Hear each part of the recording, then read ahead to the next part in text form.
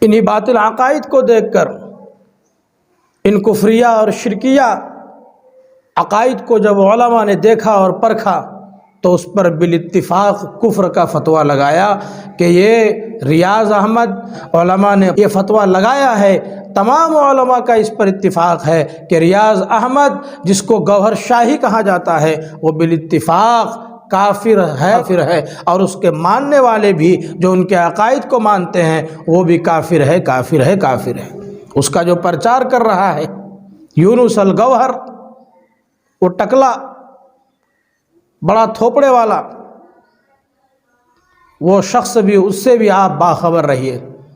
چینلوں کو اس نے اپنایا، سوشل میڈیا کو اپنایا، اس پر مکمل طور پر وہ شکنجہ گاڑ چکا ہے، اس کو کیپچر کر لیا ہے اور پھر پیسے وغیرہ دے کر اس طریقے سے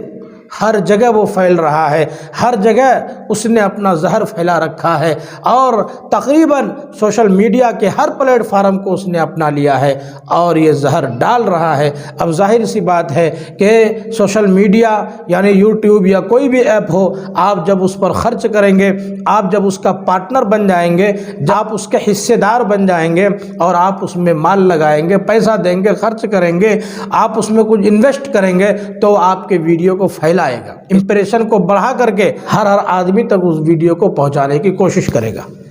سوشل میڈیا کی اپنی ایک پالیسی، تو انہوں نے اپنی اس پالیسی کو اپنایا اور اس پالیسی کے تحت اس کی کوشش یہ ہے کہ ہر گھر میں، ہر بچے کے پاس، ہر جوان کے پاس، جس کے پاس بھی یہ اینڈرائڈ فون ہے، جس کے پاس بھی یوٹیوب ہے، جس کے پاس بھی فیس بک ہے، جس کے پاس بھی سوشل میڈیا ہے، وہ اس تک اپنی آواز کو، اپنے اس زہر کو اور اپنے اس کفریہ اور شرکیہ عقائد کو وہاں تک پہنچا دے اور اس کو اپنے شکنجے میں لے لے۔